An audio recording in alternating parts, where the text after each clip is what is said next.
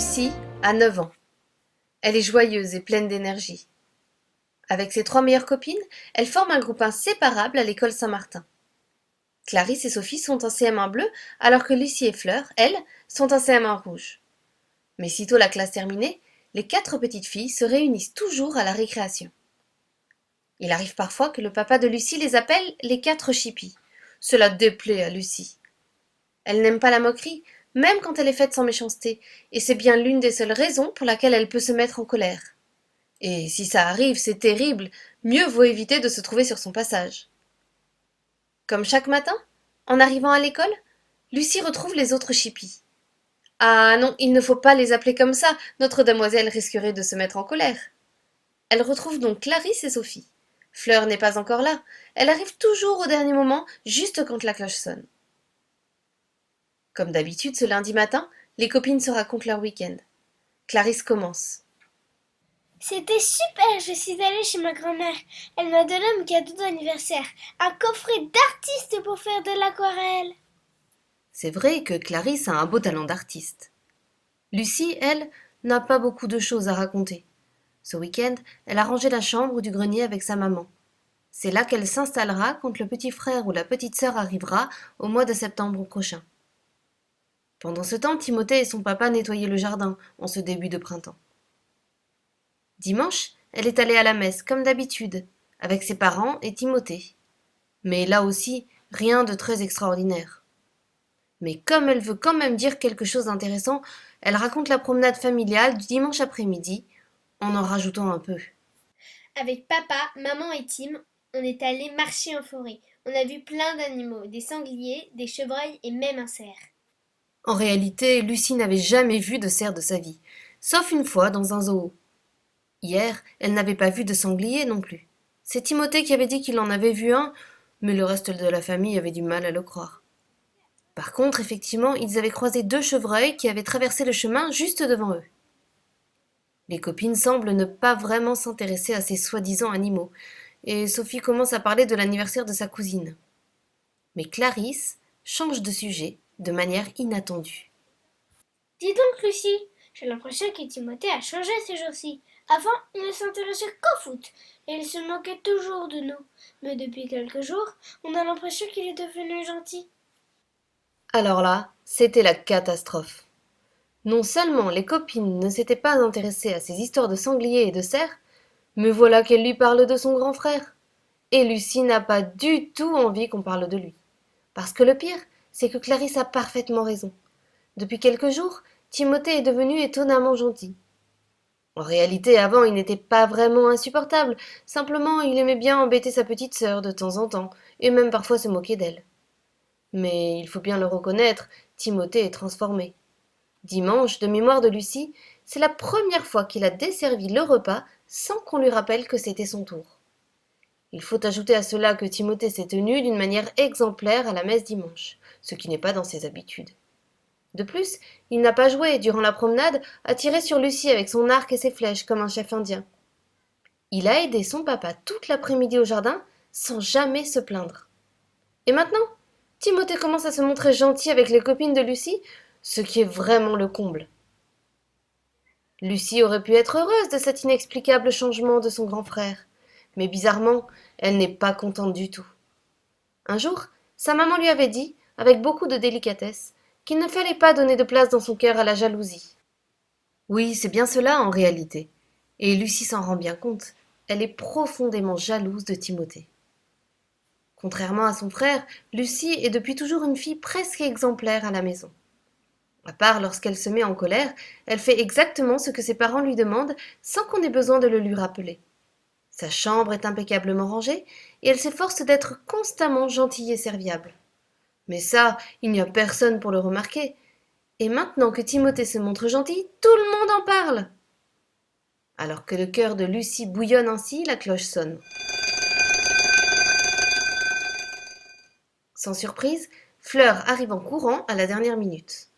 Laissant Clarisse et Sophie se diriger vers la file des Bleus, Lucie se range à côté de Fleur avec les CM1 rouges. Elle se rassure. Comme Fleur n'avait pas encore vu Timothée, elle n'entendrait sûrement plus parler de son frère pendant un petit moment.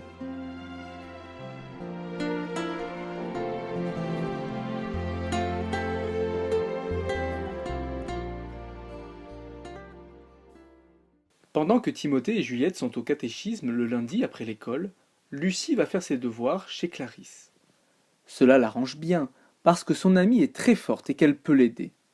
Et du coup, dès que le travail est terminé, il reste du temps pour jouer.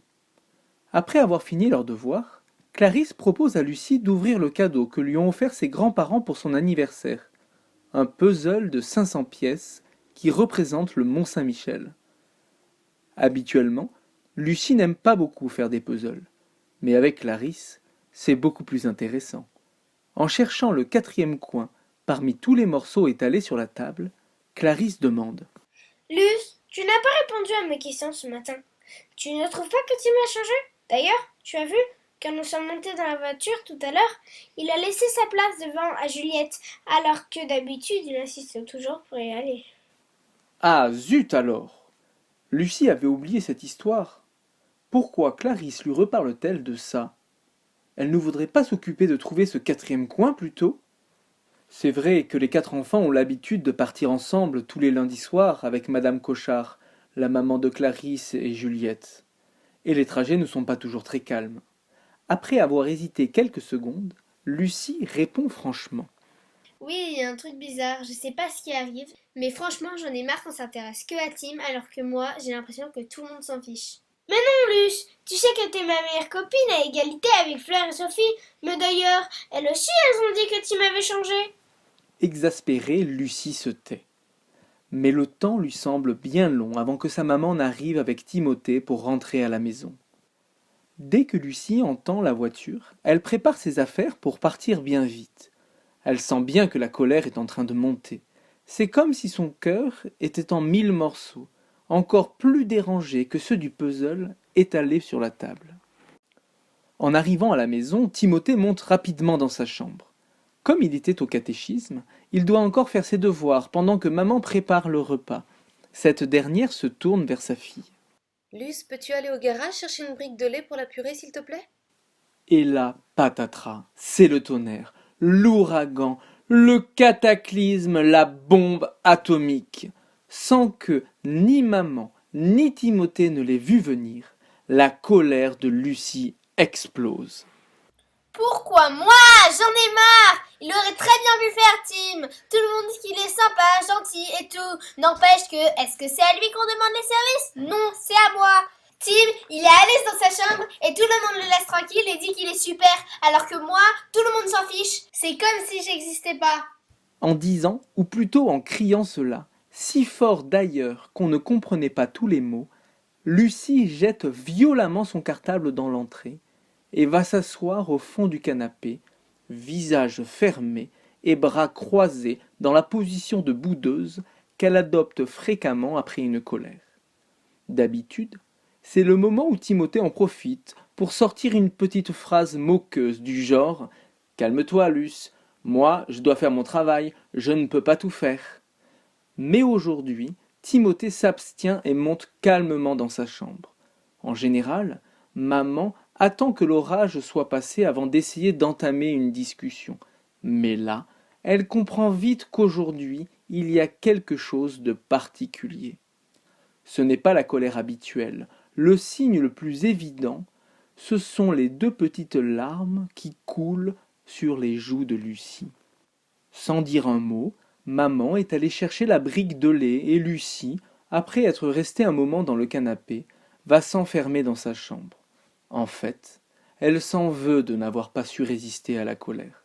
C'est pour ça qu'elle est triste. Oui, Tim est plein de qualités. Au fond, j'ai de la chance de l'avoir comme grand frère. Mais j'aimerais tellement être à sa place et que lui soit à la mienne. Le dîner ce soir-là n'est pas très joyeux. Lucie n'ouvre pas la bouche, dessert la table rapidement puisque c'est son jour, et remonte dans sa chambre le plus vite possible.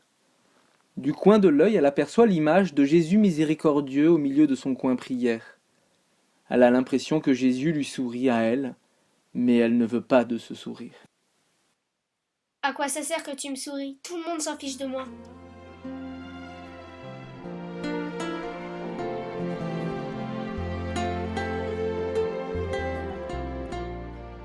Au bout d'un moment, Lucie entend quelqu'un qui frappe doucement à la porte.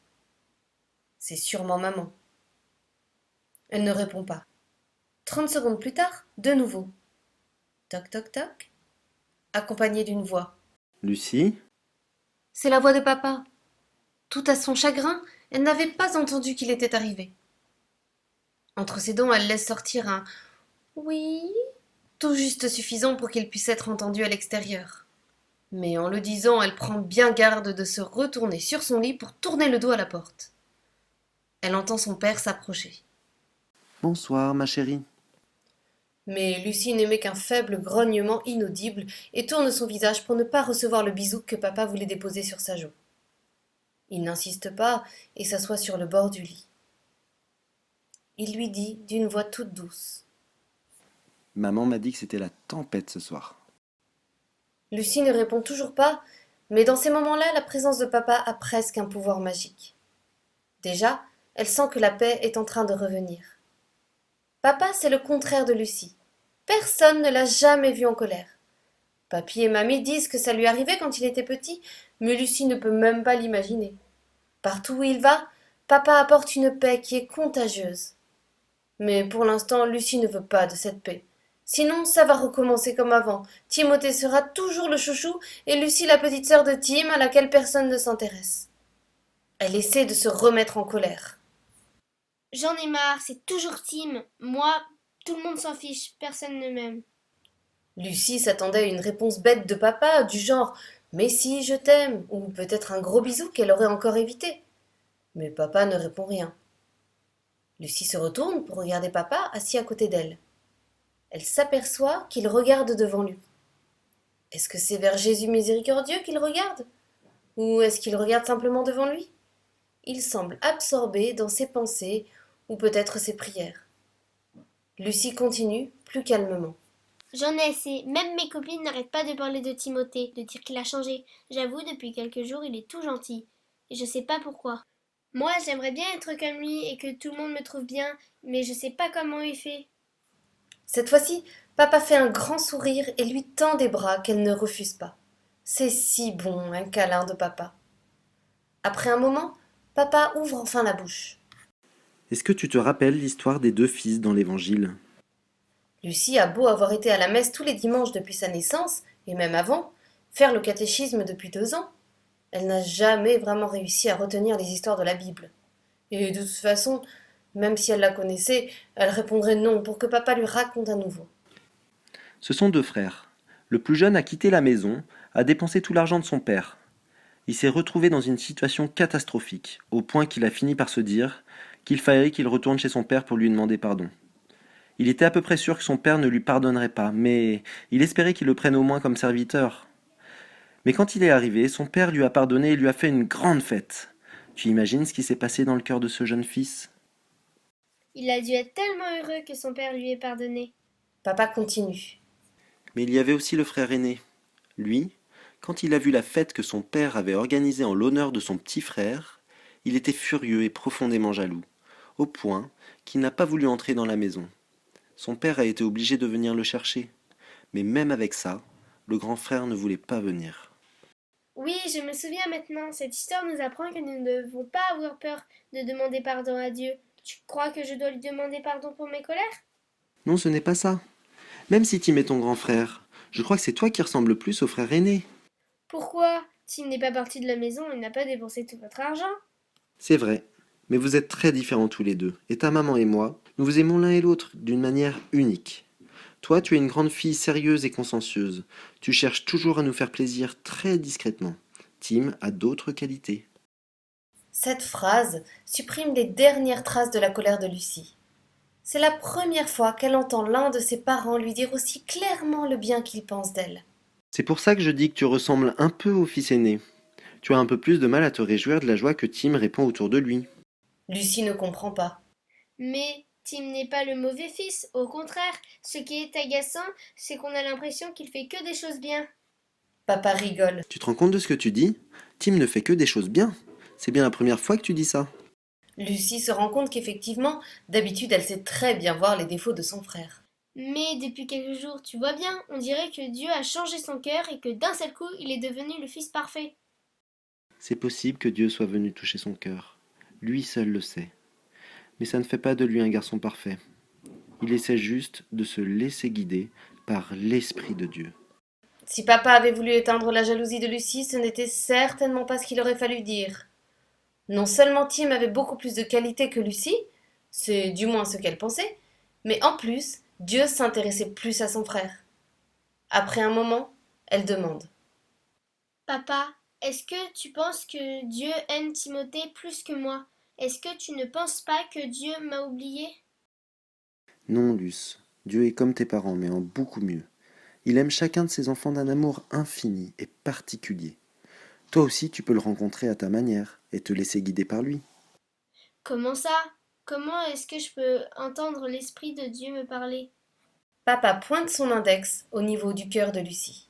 Écoute-le. Il te parle au fond de ton cœur. Lucie reste un instant silencieuse, à regarder sa poitrine. Papa fait un gros bisou à Lucie, se lève et sort en fermant la porte délicatement. Lucie est à nouveau seule dans sa chambre, mais la colère est définitivement partie. Pourtant, ses interrogations demeurent. Qu'est-ce que papa a voulu lui faire comprendre? Lucie se trouve devant un grand mystère à élucider.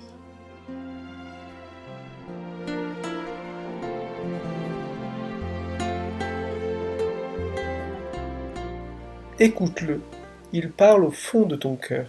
Plusieurs fois, Lucie se répète cette dernière phrase de son papa, aussi intriguée que s'il s'agissait d'un message codé, découvert pendant un grand jeu de louvettes. Qu'est-ce que ça veut dire? À ce moment précis, elle croise à nouveau le regard de Jésus miséricordieux de son oratoire.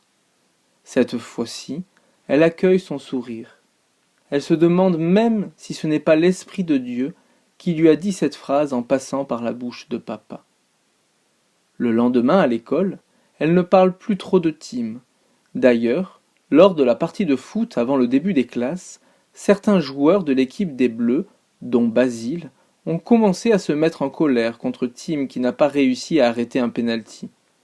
Lui aussi a commencé à s'énerver, même si on voyait bien qu'il essayait de se retenir. Heureusement, la cloche a sonné juste à ce moment-là. De temps en temps dans la journée, Lucie repense à cette phrase de papa. Est-ce qu'il y a vraiment quelqu'un au fond de mon cœur? Est-ce que mon cœur parle? Comment fait-on pour l'entendre? L'énigme reste entière. Mais Lucie a l'impression qu'elle est au début d'un chemin d'aventure. Dès que l'occasion se présentera, elle explorera ce chemin et si elle est chanceuse, elle trouvera sûrement un trésor. Après la cantine, alors que Sophie est rentrée chez elle pour le déjeuner, et que Clarisse et Fleur suivent l'activité peinture proposée sur le temps de midi, Lucie se trouve un instant sur un banc et réfléchit en elle-même. Il faut que je trouve un moyen de rentrer à l'intérieur de mon cœur. Et là, j'écouterai de toutes mes oreilles. Peut-être que j'entendrai quelque chose? Lucie se demande si ses réflexions sont vraiment intelligentes, tellement elles paraissent bizarres. Mais elle est bien résolue à tenter cette aventure, l'exploration du cœur. Le soir, après la prière en famille, Lucie a le droit de lire une demi-heure dans son lit avant que papa ou maman ne viennent éteindre la lumière. Elle se dit que c'est une occasion rêvée. Elle laisse de côté son livre, s'assied sur son lit en calant son oreiller derrière son dos, et se prépare pour son voyage intérieur. Mais là, elle se trouve très bête. Je suis en pyjama, assis sur mon lit, en train de ne rien faire. Est-ce que je suis pas folle? Mais comme elle s'est promis de tenter l'aventure, Lucie ne se décourage pas. Je dois arriver à écouter mon cœur. Elle pose ses mains sur ses genoux, ferme les yeux et laisse le silence entrer en elle. Mais à ce moment-là, elle repense au papillon que Clarisse a peint et qu'elle lui a montré à la récréation. Aussitôt, elle se reprend. Ce n'est pas le moment d'y penser, je veux juste écouter Dieu au fond de mon cœur. Pendant un moment encore, elle laisse le silence s'installer. C'est la première fois qu'elle fait une chose pareille, elle qui aime au contraire le bruit et l'agitation. À ce moment-là, il lui semble voir, à l'intérieur de son cœur, comme un magnifique jardin orné de toutes sortes de belles fleurs et d'arbres précieux, traversé par des oiseaux de toutes les couleurs et de splendides papillons, bien plus jolis encore que celui déjà très beau peint par Clarisse. Lucie se demande un peu si ce jardin est le fruit de son imagination. Mais dans ce jardin, elle retrouve le chemin d'aventure qu'elle avait imaginé tout au long de la journée. Toujours assise sur son lit, les mains sur les genoux et les yeux fermés, elle décide de marcher, par son imagination, dans ce jardin, en s'arrêtant souvent pour regarder et sentir les si belles fleurs. Alors qu'elle est accroupie sur le bord du chemin, elle entend une voix, toute douce, qui vient de derrière elle. Lucie, Cette voix lui rappelle un peu la voix de son papa, lorsqu'il avait, la veille, frappé à la porte. Mais elle est plus douce et plus profonde encore. Cette voix produit dans le cœur de Lucie une immense douceur, une profonde consolation. Lucie est étonnée, mais elle n'a pas envie de se retourner. Restant accroupie sur le bord du chemin, elle ferme les yeux et garde cette douce parole dans son cœur. La voix continue. Lucie, ne pleure pas, je suis toujours avec toi. À travers toi aussi je ferai de belles et grandes choses. Reviens souvent parler avec moi. À ce moment-là, le paysage change complètement. Comme par enchantement, elle ne se trouve plus dans un jardin ensoleillé, mais une immense grotte toute sombre. Lucie avance maintenant dans cette grotte, éclairée par la faible lueur d'une bougie. Au début, elle ne voit rien d'autre que des ombres gigantesques qui se promènent sur les voûtes de la grotte.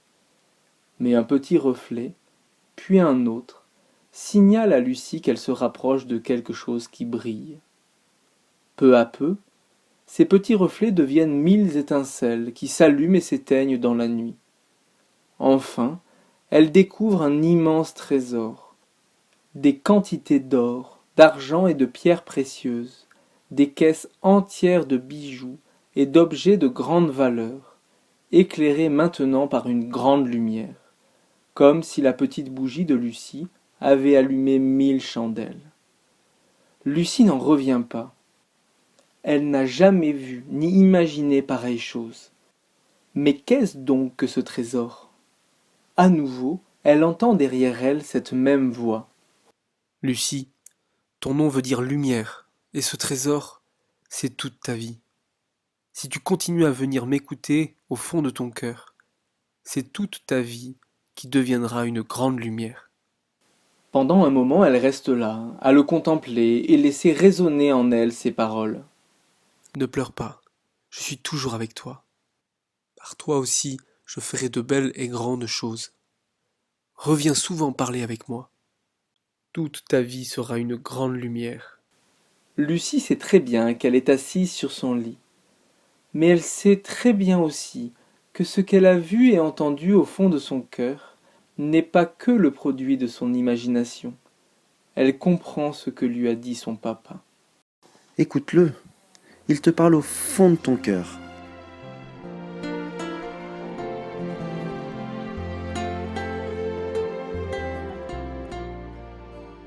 Pendant un moment encore, Lucie reste assise tranquillement sur son lit, goûtant la joie d'être avec Dieu.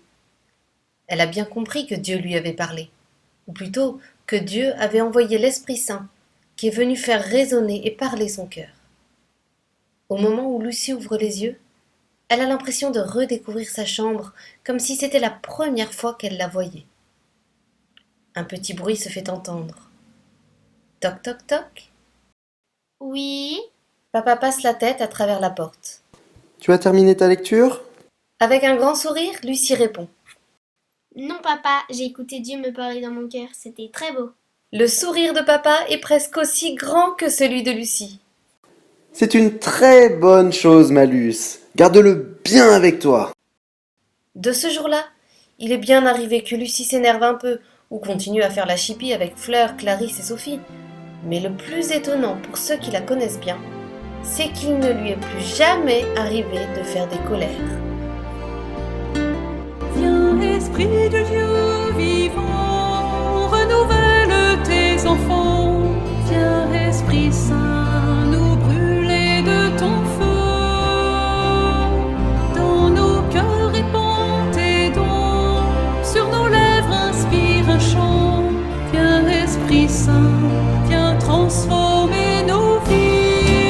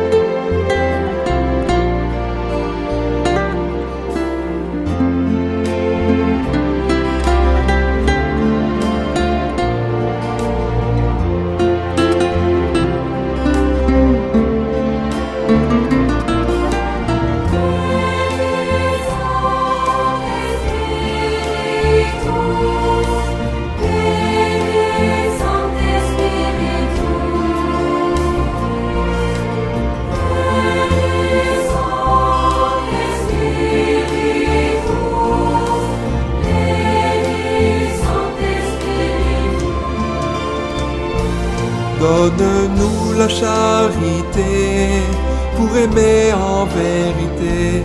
Viens Esprit Saint, nous brûler de ton feu.